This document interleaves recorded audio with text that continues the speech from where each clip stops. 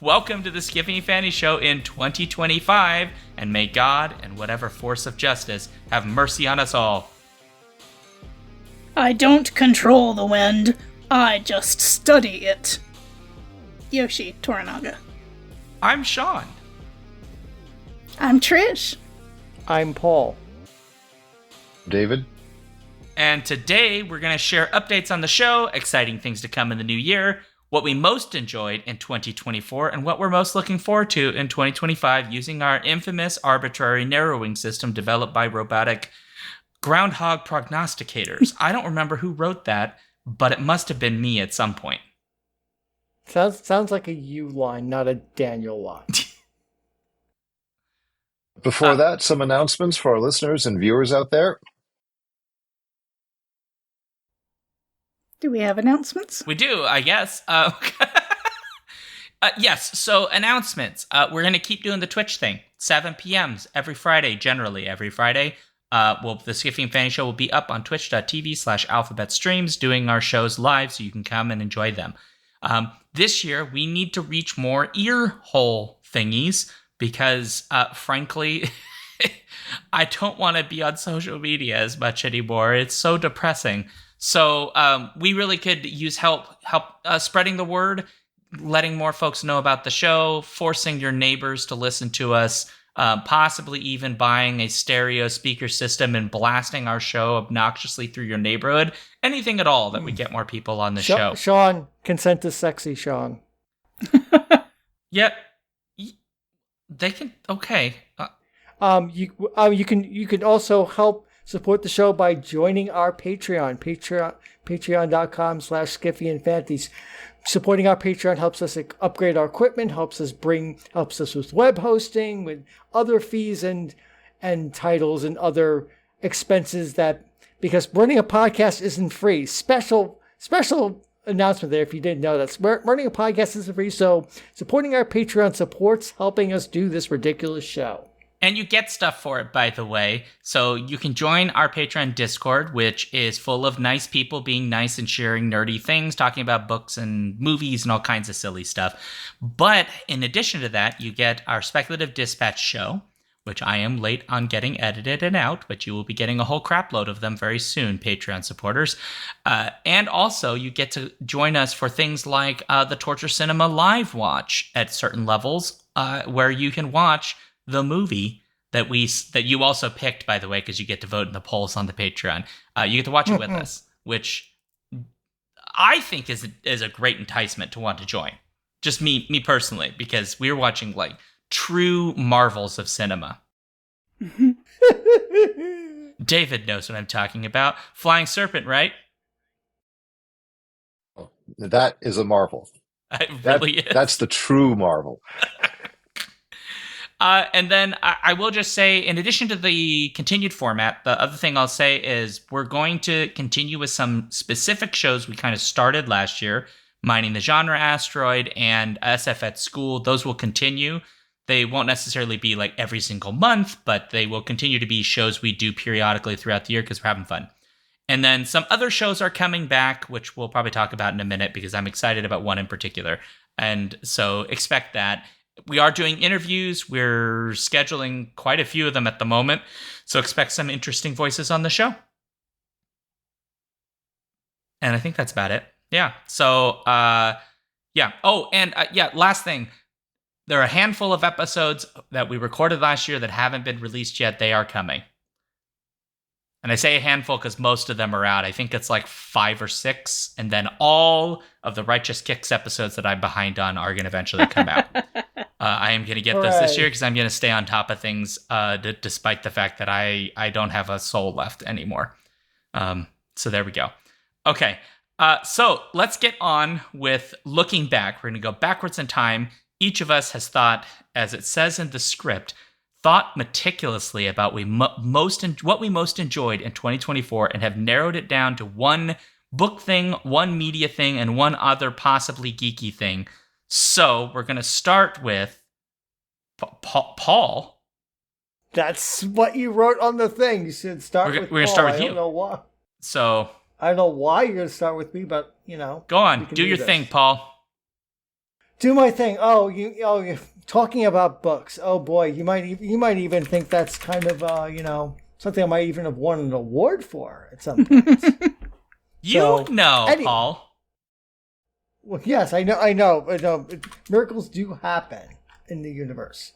So, the book I want to talk to you about is a very strange and wonderful and interesting post-apocalyptic fantasy called The Naming Song by Jedediah Barry. It's set after some sort of cataclysm, some sort of disaster, which has kind of made a hard reset, not only on society, but on reality itself. Concepts aren't articulated until certain people speak them into existence and bring them to life. And our characters live in a world where the concept of treason doesn't really exist till somebody creates it and disseminates it. So it's a wonderful story that centers around a pair of sisters, one trying to find her lost sister and her travels through this world while being chased by a, frankly, authoritarian force. Not that it's not topical or anything, that wants to control all and sundry and basically lock down basically the nature of reality when it comes down to it. Once again, the author is Jedediah Barry. As a side personal note, my friend, the late Howard Andrew Jones, who passed away recently, he was the one who turned me on to this book. So early last year, he said, "Hey, there's this book coming out by my friend Jedediah Barry that you might be interested in. Let me connect you, two of you." And so I got connected with Jedediah, so I got to read an early version of this book. So not to make it too personal, every time I think of this book, I only think of Jedediah Barry and of the plot and of the very strange and interesting and immersive world building and writing. I also think of my friend, the late Howard Andrew Jones. So my book for 2024 has to be The Naming Song. Excellent. All right, I think it goes to Trish then. Okay, sure. I read a lot of great books last year, and circled around on what to put. Certainly the Hugo Award winner, Some Desperate Glory by Emily Tesh was super and much, way better than I was expecting it to be. But I think what the kind of book that, is most important, and it was an awfully fun book too, was by Andrea Hairston, the third in a series, but you can jump right in with this one. It's called Archangels of Funk, and it is a near-future, post-semi-apocalyptic water war thing that includes tech and magic. The protagonist is someone who used to be a high-tech coder who is now trying to make a collective work and trying to stop the tech bro neighbors from encroaching. And meanwhile, there are ghosts and spirits and trying to put everything together, trying to keep co-creating this hopeful future together. And, parts of it are harsh and jangly, but it's also super hopeful and fierce and happy. So I recommend it. Let's see. How about David? Do you have a favorite book from last year? My favorite was Tim Robey's Box Office Poison, Hollywood Story in a Century of Flops. And it is very much what it says on the tin. He takes us through everything. He begins with intolerance and ends with cats, which he makes a convincing case might actually be the last of the classic flops, because then the COVID period arrived and everything was a flop.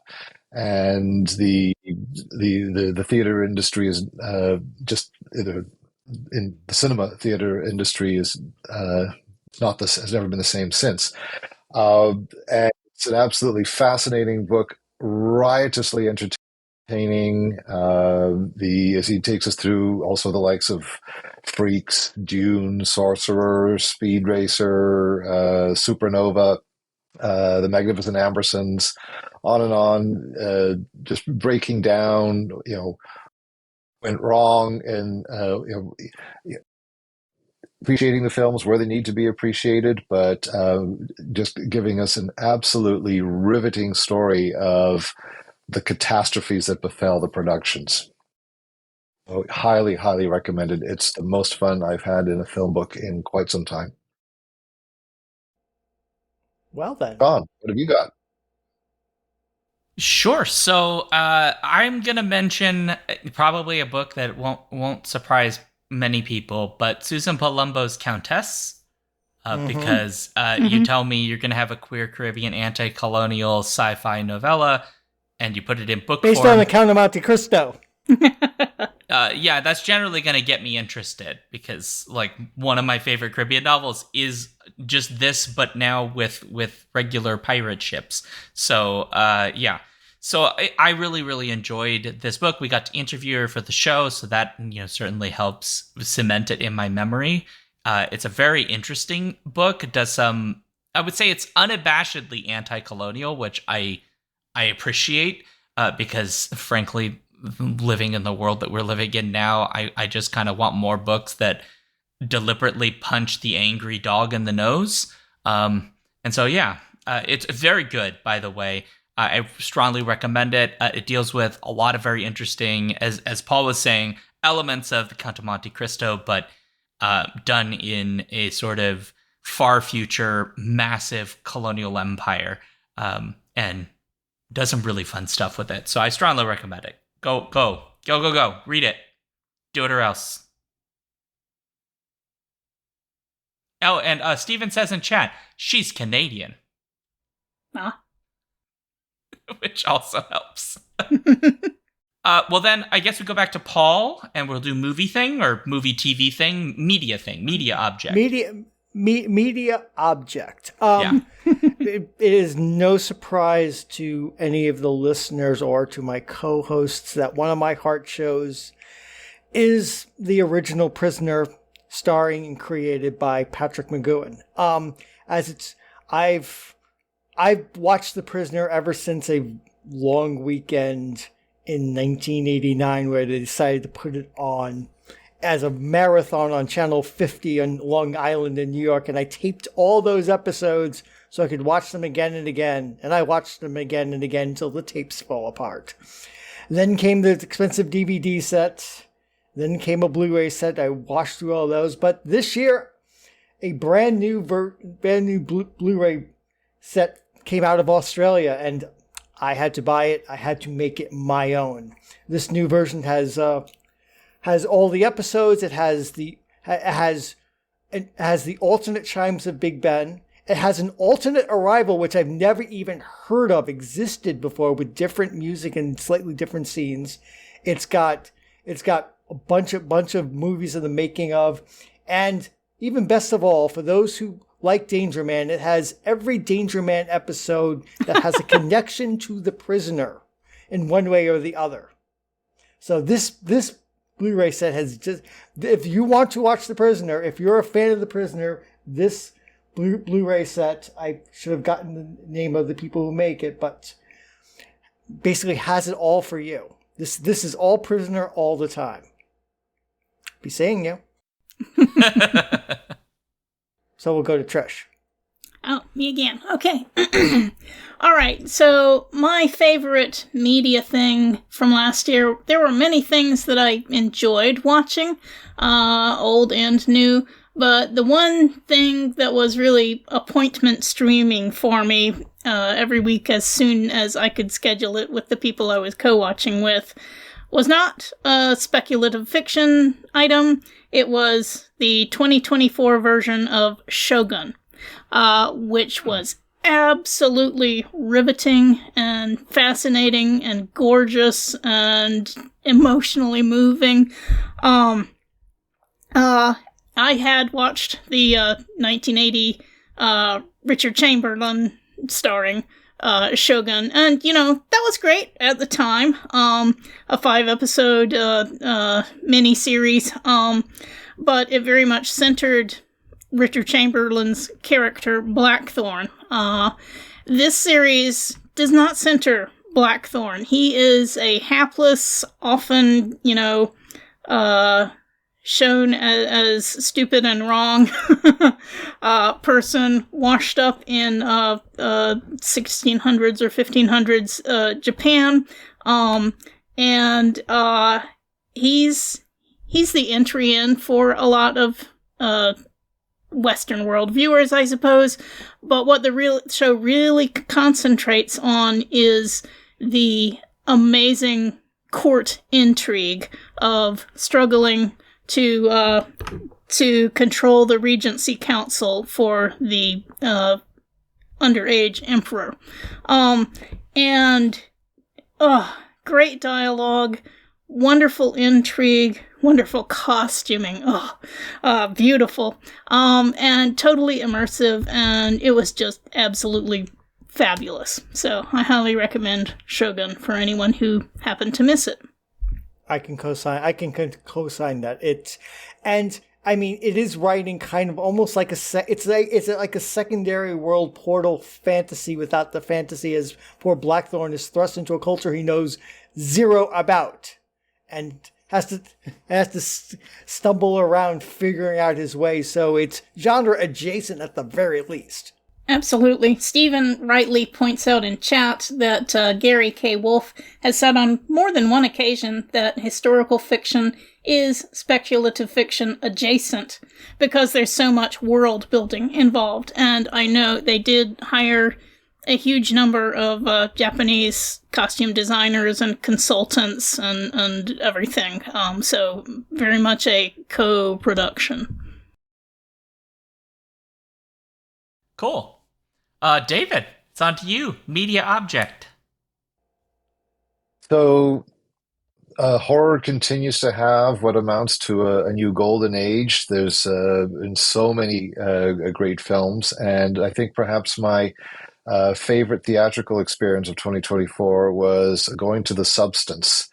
And it was sharp and clever and funny and absolutely uncompromising at every level. And to see the audience around me simultaneously writhing in nauseating horror while laughing their heads off at the same time was a real treat. And if the fact that a film that climaxes with an explosion of gore, the like and scale of which we have not seen since Peter Jackson's Dead Alive, with its 13,000 gallons of stage blood, this should be nominated for Best Picture among others. It certainly warms my heart. So that was my favorite, certainly cinematic event of last year. Fantastic. Well, then it comes to me. What have you got for us? Yes. So I'm going to say that the media thing that I've enjoyed the most is mostly semi-selfish, because we were very fortunate that a company called Strike Media was willing to send us screeners for some films, mostly horror and then sort of sci-fi thriller adjacent creepy. And one of those films is called Things Will Be Different, which came out last year, did the festival circuit, and then had a release of sorts.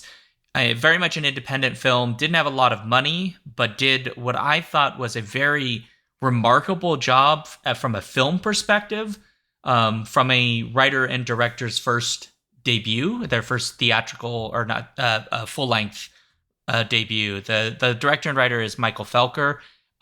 the film is flawed. I'm not going to say it's a perfect film. We have a review up on that Daniel and I did about the film. It's certainly got its issues, but I think that this is one of those like really cool moments where I see a film, I can see a lot of the director's sort of vision and whatever it was that limited them to fully make this film work. I want to see what happens in their next film because I'm now very hooked on how they direct, the way they tell story, and I really want to see what he does next. Felker, I think, is a really good director, and given a bit more time and support working in the medium, I mean, he could be doing some really freaking cool stuff with genre fiction, including potentially David horror, possibly some good horror. So that's what I will say. I just really enjoyed the film, even though I could see its flaws. I just love being able to see the potential. Right? There's just so much more potential here. Also, the acting I thought the acting was really, really good. Adam David Thompson and Riley Dandy were the main actors. I just thought they were really remarkable in the film. So, A+. Also, watch it. You might like it. Yeah. All right, so then we are on to geeky other object thing to Paul. All right. So 2024 was my first overseas trip since the pandemic started.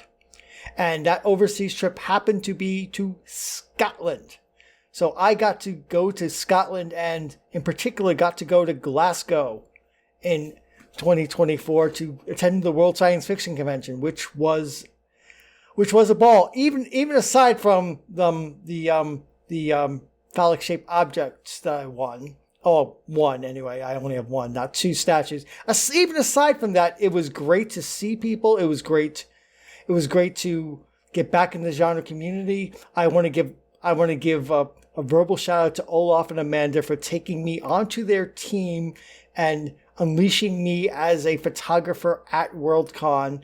Olaf let me borrow his big 80-200 f2.8 lens, and I used that thing like a tank. I got to go on stage and shoot from the wings. I got to meet Samander Beert from Baldur's Gate 3 as they did their D&D live game with Cypher running it. I had amazing time. I had an amazing time at Glasgow. And then on top of all that, I got to see a little bit of Scotland. Yes, I puked on a boat in the North Atlantic. It's true. But I got to see abbeys. I got to see castles. I got to see quasi-mountains. I had a great time in Scotland. I didn't quite realize how much I missed traveling outside of the United States until I finally got to travel outside the United States for the first time in 5 years. So that's my other geeky thing for 2024, my trip to Scotland and to Glasgow in particular. Trish.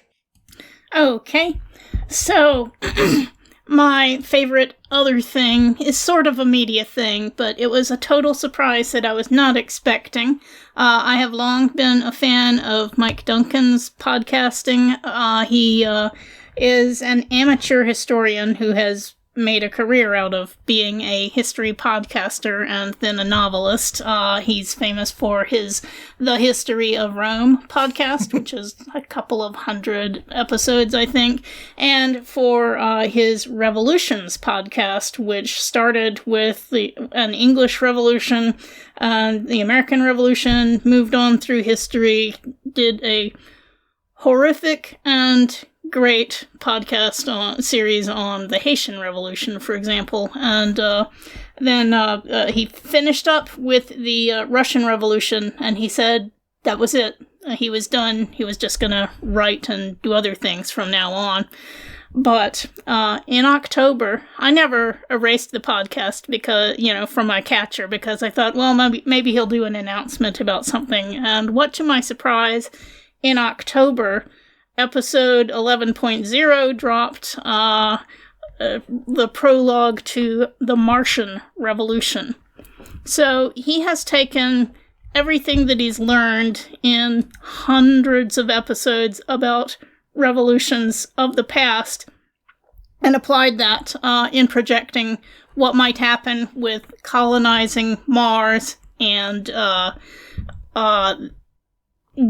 that would go forward, because he projects a corporate colonization and increasing strain and eventual revolution. And he is taking past trends, current events, and people involved in space technology right now, let's say. Lots of subtle and not so subtle references to the ways that tech bros make unfortunate decisions. And anyway, so the last episode, I think, was called 3 Days of Red. Anyway, I've just been agog and loving everything that he does it. He's also throwing out references to other science fiction authors. There's a KSR Development Corp or something like that, division, which is obviously a reference to Kim Stanley Robinson and his Mars trilogy. So it's just fabulous. And that's every day, I don't hold on to that podcast. It drops, I listen. Yeah. I had erased Revolutions out of my podcast because I figured he said he was done. Right. So, you I think it was you who told me, hey, did you know there's a new Revolutions process? I said, wait, what? Right. And now it is appointment listening for me too. Absolutely. He's turned into a science fiction writer, taking his amateur history that he's taken from the books he's written and the revolutions he's studied, and now turned into a science fiction podcast about a revolution on Mars. How can you not love this? If you haven't listened to it, listeners, go ahead and listen after you finish the show. Yep. Okay, David? Oh, my other is another media thing. It's All the Hauntsby Hours, Volume 2, a compendium of folk horror. It's the second such Blu-ray box set from Severin Films, curated by former Winnipegger Kayla Janice. And the first volume, the first set of All the Hauntsby Hours was an absolutely astonishing box set. The second one is even better. You get in this set, you get 24 movies from 18 countries. So you've got the U.S. and Britain and Poland and Japan and Indonesia and Saudi Arabia and on and on and on. You've got feature length, you've got short features, you've got animated. You've got a 250 plus page hardcover anthology of folk horror fiction that's in on it, and it included with all the various commentaries and essays, and it's just a truly monumental work that I cannot recommend highly enough. The two of them, the two sets together are absolute musts. Very much at the top of my list of the things that Severin has put out, and they put out a lot of truly amazing work. Nice. Fantastic. On. Okay. So mine is not really geeky per se, but I don't care because I'm going to edit this show and I produce this show and I can violate the rules all I want. And so you guys can eat it up because mine is sappy, not geeky. And that is that last year, my family got to finally be together. And so we went through that whole immigration process. I won't get into the details. It was long and it sucked. But then we got to finally be together. They got on a plane, they came over here, and now we are doing all the normal family activities, like dealing with children stuff and school things and wife and husband things and eating delicious food and going on adventers and occasionally having to explain that I'm not an alcoholic. I just like to try beer. I really am. I just like to try beers. I don't know what to tell you guys. Iowa Tap House. Go to the Iowa Tap House if you're ever in Des Moines. Trust me, you can try one of the 8 trillion beers they have on tap there, and you can only try enough. Shaun, when I went to Vietnam, we went to two 2 brew pubs. I'll point out 2. And those were the only ones I took you to. Exactly. Well, you do know, like, I think I'm the only person who has written like a fairly comprehensive guide to craft breweries in Ho Chi Minh City, because I've been to pretty much every craft brewery. You're a matter expert now. Yeah, the next time I go there, though, I'm gonna have to do some updating because there's a few more that have opened up. So, yeah. Anyway, in case you're wondering, Asia's craft brew game is about as good as the American game. So there you go. I don't know what it's like up in Canada, David, but you can probably tell me at some point. I have absolutely no idea. I don't actually like beer. Oh, well, that's okay. More for me. Not really. I don't drink that much. Okay, so then we're moving to 2025 then, which is wonderful. And so, Paul, according to legend, you like some things coming out this year. And so what is the book thing that you're looking forward to? Go. Okay, so I actually vacillate between 2 of my favorite authors on this one. So I'm going to go with, because I'll mention that other author down the line, I'm going to mention the first author here. So a couple of years ago, my friend, the awesome author, Kate Elliott, was kind of in a place where she didn't know whether she was going to write anymore. She's honest about this on her Patreon. So she started poking at an idea, and that idea has got written and got sold and will be published. I've read the first one of these. The series is called The Witch Roads.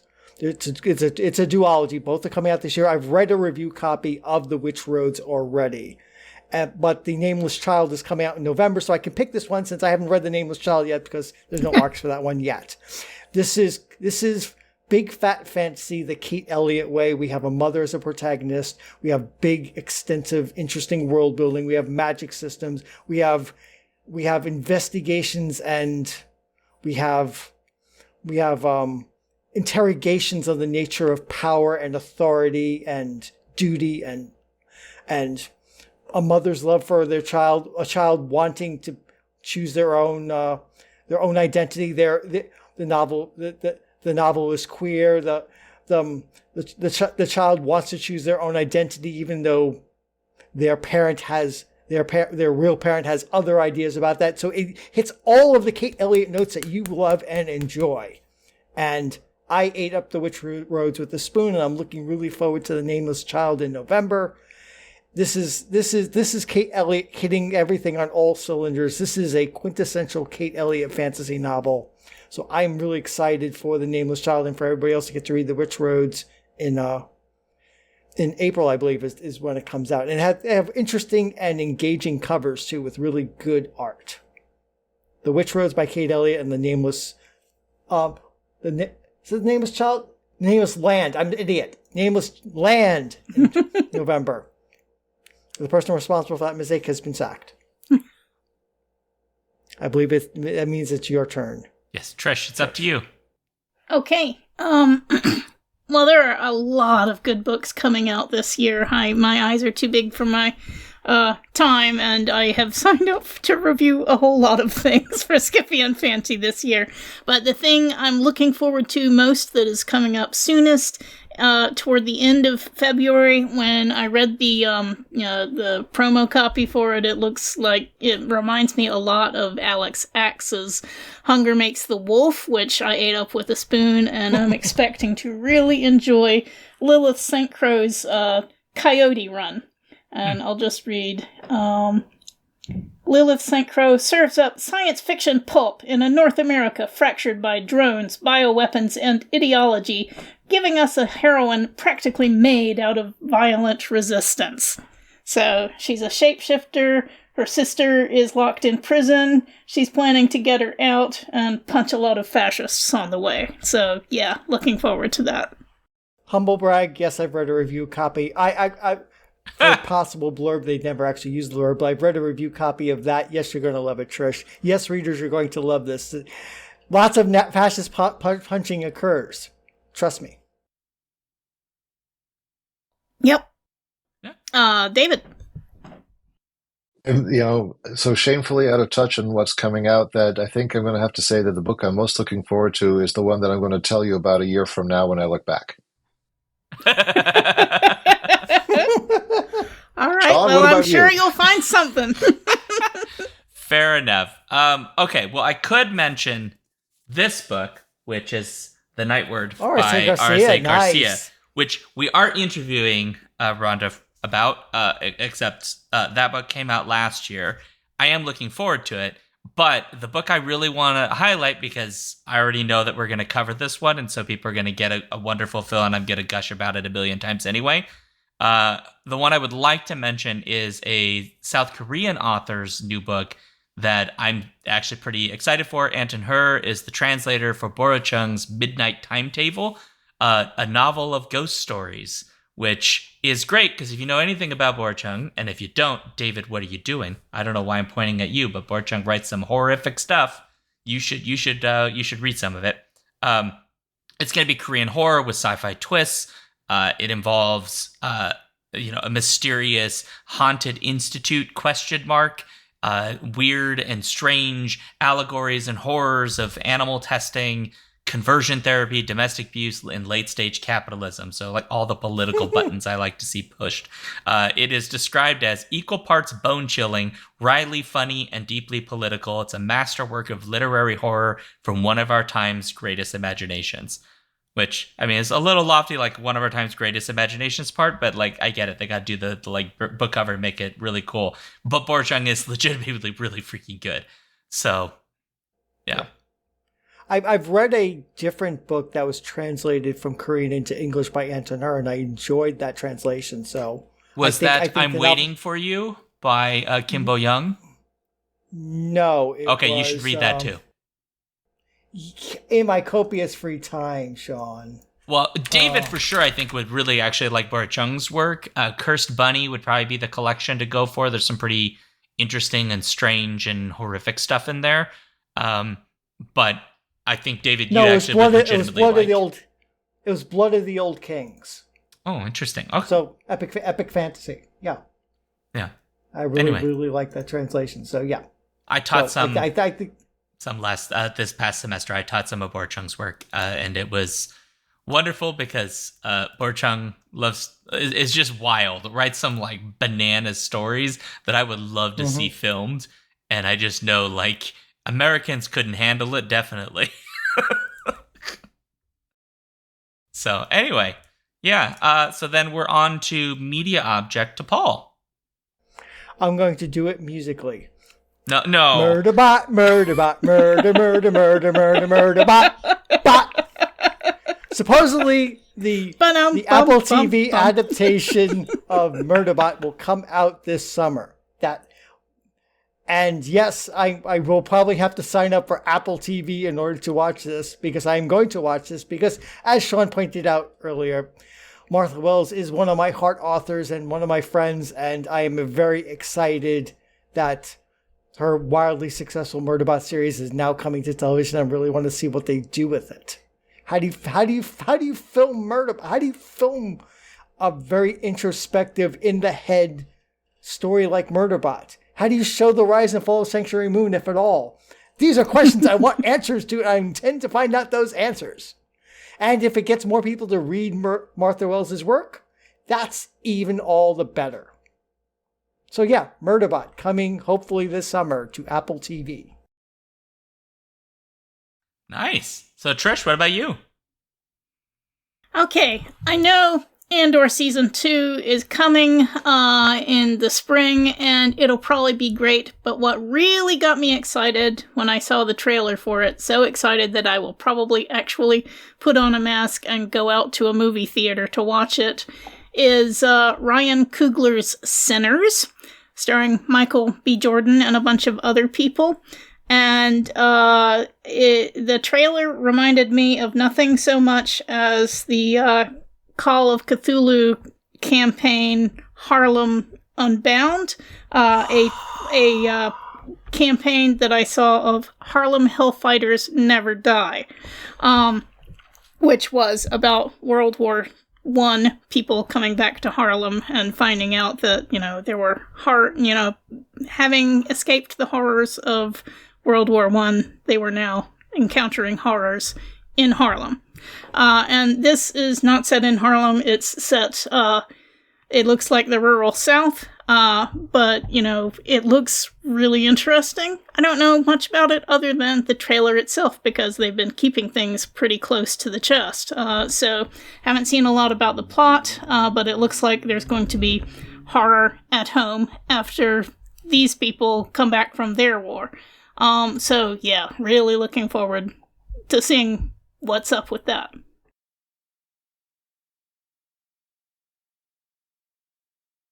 Shaun, I can't hear you. So, but anyway, David. It should be David next, Yeah, probably. sorry. Yeah. Sorry. Well, I'm very, very curious to see 28 years later. Danny Boyle and Alex Garland are uniting on that, and I'm certainly a very big fan of the first film in particular.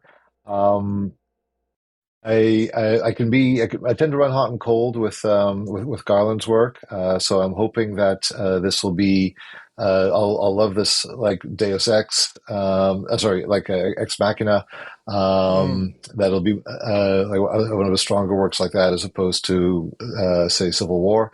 But the teaser has been is extremely evocative, so I'm very, very curious to see what he and Boyle have got cooked up.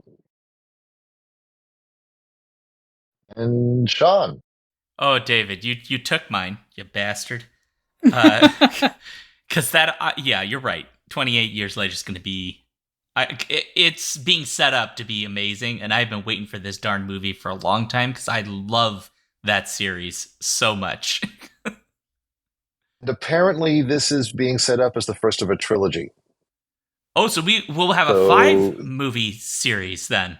Well, like they've apparently, like this, like there's a whole new arc that they're getting going with this. So it's sounding very ambitious. I'm in. Great. Well, okay, so for me then, the one I'll give instead would be probably the only Marvel thing I would say I'm legitimately interested in, even though I'll probably see a lot of the other Marvel stuff. I'm just not that excited by most blockbuster stuffs. But the fact that Daredevil is returning with the original cast, or at least most of the original cast, is actually something I'm pretty interested in.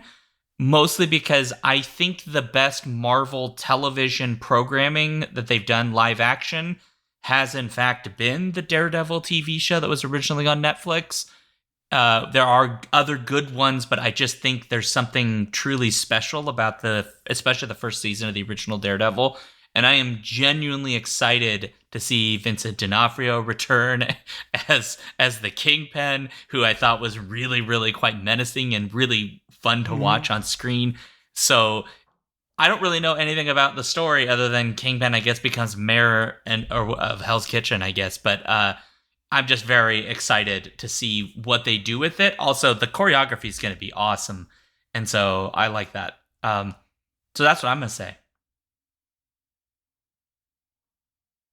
Yeah. Take that.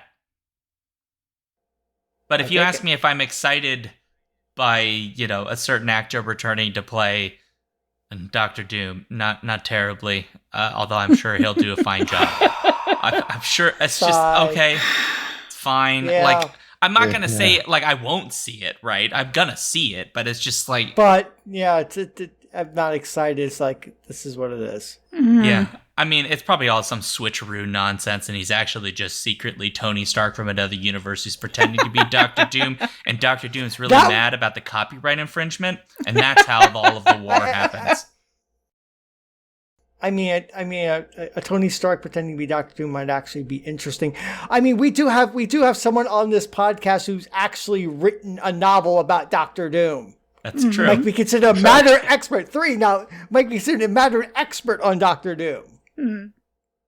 Yeah, I know. Yes, I think I share everyone's misgivings. It was like I've been waiting so long. I've been waiting so long for my favorite character and Marvel character to show up, and it's like it's like, so really the Roger Corman production is the only one that's going to even come. I don't know. I mean, We'll see. We'll see. You know what? We'll see. Yeah, I think I'll probably wait to hear what everyone else says before I bother. Let's hope that it'll be good and not hope for the worst, because 2025 is giving us enough of the worst as it is. Indeed. Well, yeah. Is that even coming out in 2025, or is that supposedly? I guess, Yeah, question okay. mark? All right. I don't know. Yeah. What's Okay. coming out for All right. real? This whole year could be eaten up by a black hole for all I know. Oh, Spaghettification of happen, time. which might be an improvement over other general prospects. So You're not wrong, David. So I know David's might have to bow out slightly sooner. So if it's okay with everybody, I'd like to start with David on the last round, which is our media object, or not media, other object thing, so that we make sure to get David's thing out for the world in case he's got a scooch. So David, what's your other? Well, I'm cheating again. I'm just doing another media thing, but I've just been informed that Arrow is releasing a Blu-ray of Pupi Avati's The House with Laughing Windows, 1976 Italian horror film. It's a stunning work, and it answers the question of what you should do if you are ever invited to restore a fresco in Italy, and the answer is don't. Oh boy. Mm. But, a wonderful mood piece. The titular house, when you actually get to see it, will live in your dreams. Oh my. Okay, David, I'm intrigued. Even if it only plays a very small part, but it's just, turns out that if you paint smiling mouths over the walls and shutters of a house, it doesn't really look like the sort of place you want to go into. No. No. Fun fact. Excellent. So over to Paul. Paul, yeah. Okay, I'm going to do this by the Socratic method. Trish, what game franchise have I been playing since 1990? Sid Meier's Civilization. That's right. Thank you, Trish.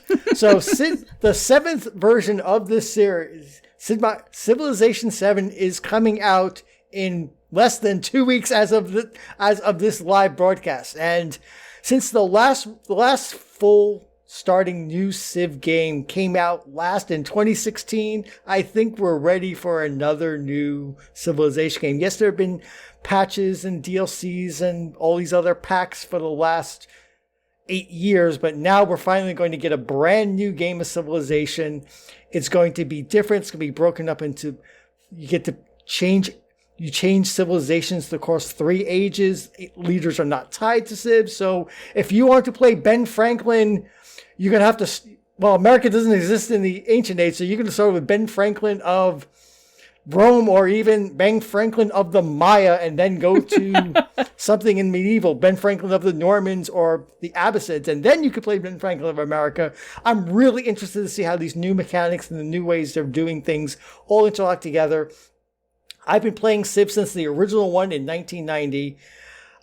If you look at my Steam account, I've put more hours into Civilization 6 than any other game, and my number 2 game is Civ 5, so I think I'm invested in the series just a bit at this point. So, yes, I'm excited for Civilization 7. I just got one word for you. Yeah. Just one, Paul. What's that? Nerd! You nerd! Oh, here's a fun fact for you, Shaun. No. The first Civ I always play the first time I open up crack up a new Civ is always Rome. Of course, it's where you were born. When you came out of the chrysalis from the ground. There.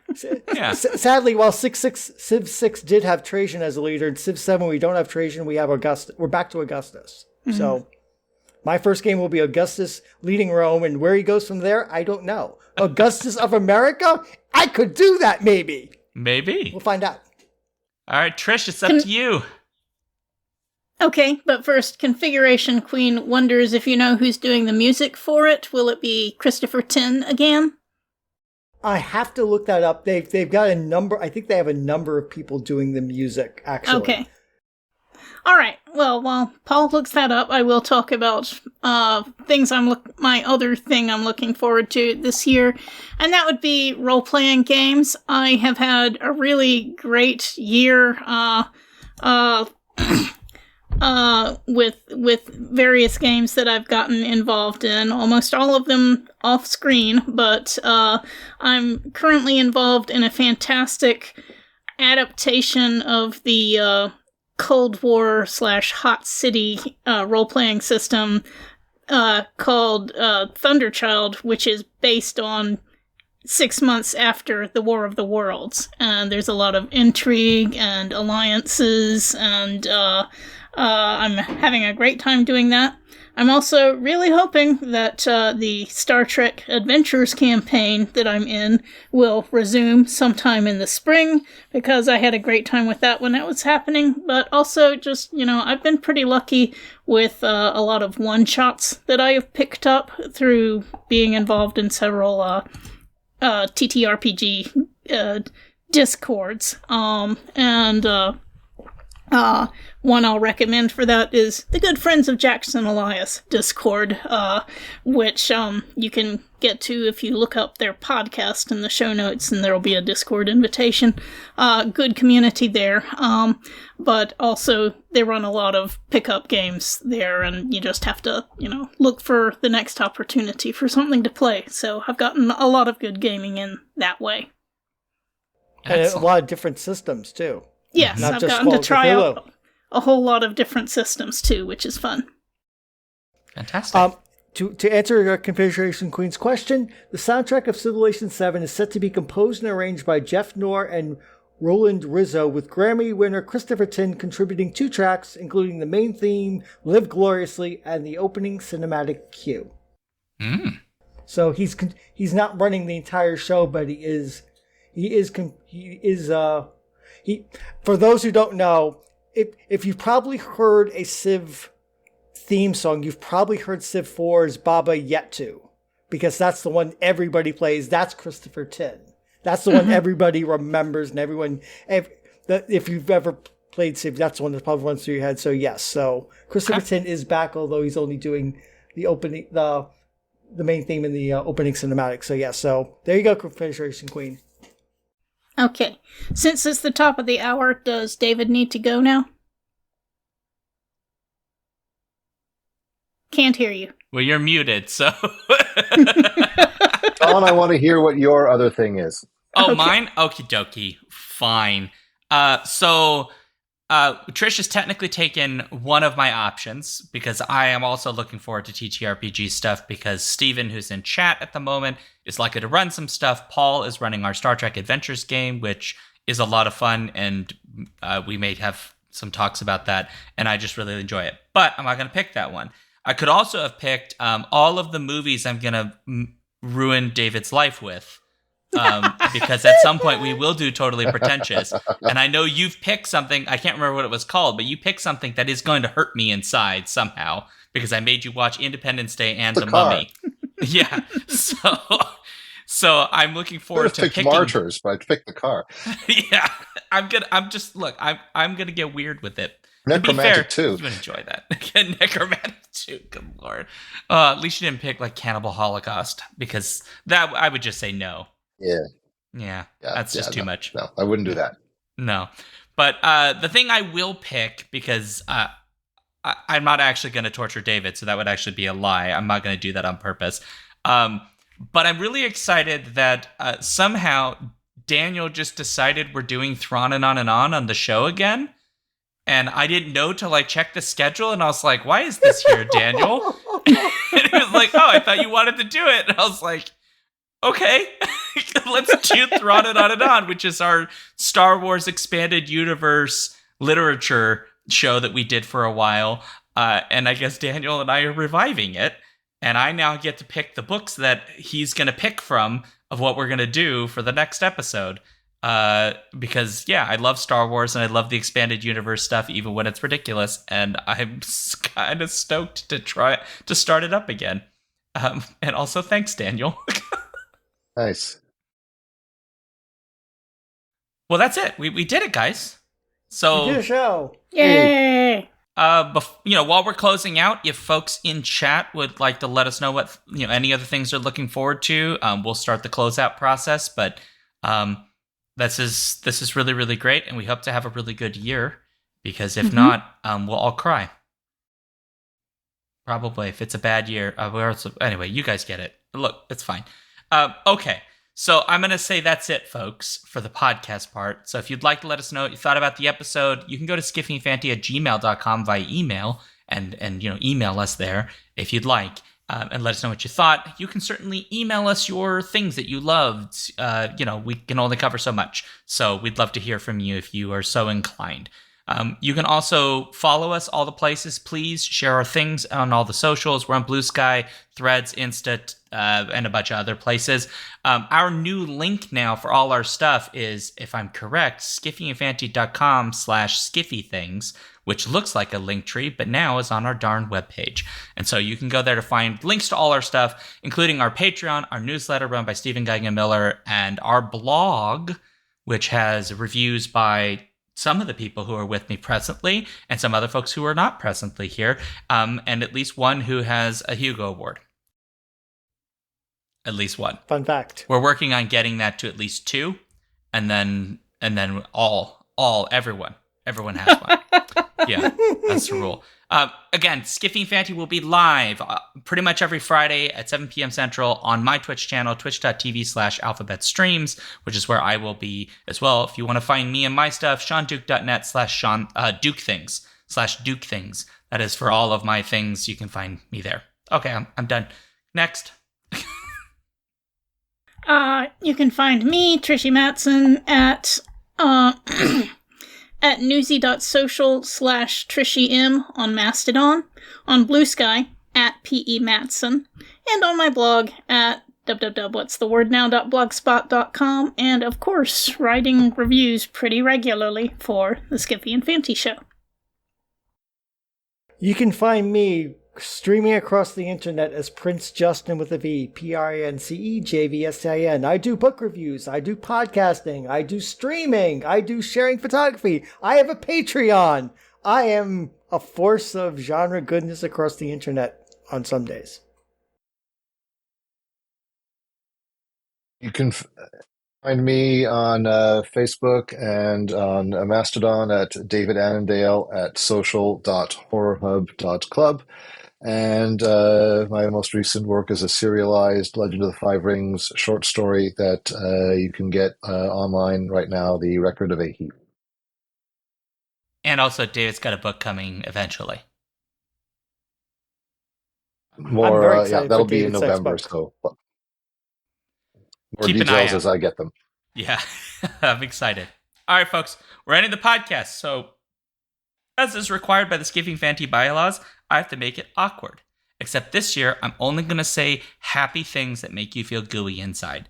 And so I want everybody to close their eyes, and I want you to envision a room full of hypoallergenic kittens that are gently pawing and going mew, mew, mew all over your body and rubbing and purring and all of those lovely things. That is what I want you to remember. Happy ending and scene. Take care of yourselves and each other. Stay frosty.